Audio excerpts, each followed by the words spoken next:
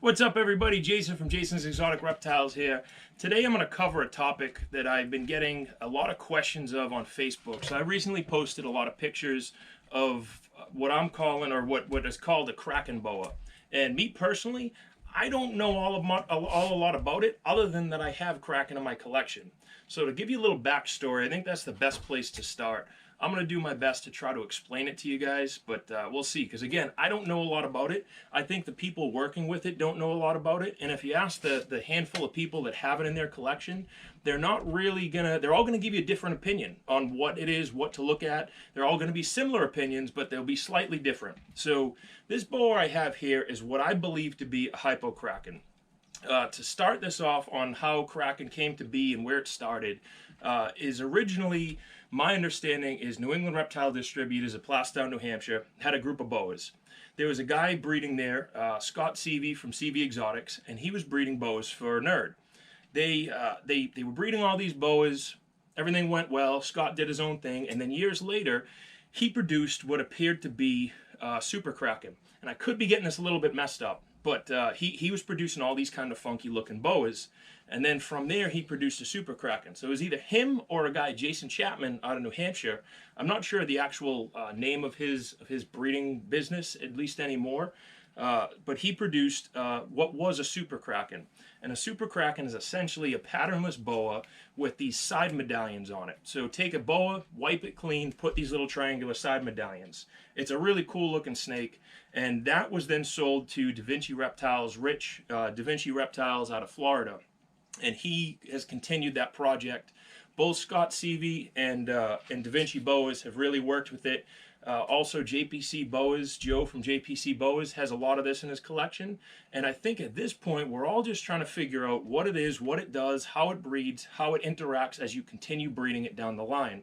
So in my experience, things to look for on a Kraken Boa, which there's not a lot of them around, is these thin little medallions here. So these thin saddles with the over-exaggerated medallions on the side, and this kind of elongated spacing between them. So that's the first thing that I would personally look for. And then secondary is they usually have these really pretty bright eyes.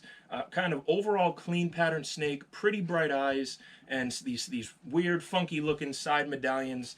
I don't know if you guys are picking this up, but you can see that this hypo, there's a little bit something funky about her. Well, other than her little thing that she wants to bite me right now, and she did a little head twitch. But it's a little funky in terms of her pattern and what she's doing. And I hope she doesn't bite me, because she's a pretty big boa. But and it might hurt, but we'll deal with it. So the side medallions again, these saddles that are thinner and really pretty eyes. General overall really clean appearance to the snake. So these are the key points to Kraken. I don't really know what else to say about it. So there hasn't been a lot made. I've personally made Super Krakens, but they've never lived. They've always been these kind of stillborn litters, or litters filled with slugs. So I have never made a living Super Kraken. I've made dead Super Krakens. I've made plenty of Krakens, or what I believe to be Kraken, but I can't personally confirm that I have made Super Krakens that are living. There are a handful of living Super Krakens out there. I know, again, CV Exotic has some. Rich has at least one. He may have a couple of them now. So these are all, it's a really new morph. We don't really know a lot about it, and we're finding more about it every year. Every time we get new babies, we're finding more about it. I do have a couple for sale, but if you notice, when I post mine for sale, I'll label them as probable or possible. And I do that because, again, I don't want to sell you something and not know about it. I'm treating it right now like a super hypogene. So the incomplete dominant version of this, or the co-dominant, whatever you want to refer to it, is this type of boa. Very clean, elongated saddles, exaggerated side medallions, and very pretty looking boa. She's in full shed right now, so she's a little darker than normal. But that's what I'm looking for. And then if I had this snake, I would label this as a probable Kraken. If I'm not 100% sure on what it is, I'll label it as possible. And when I do that, I'm thinking, okay, this kind of looks like it, but I'm not really sure, so I'm going to say it's possibly Kraken. It's possibly what I think it is, but I'm not really 100% sure.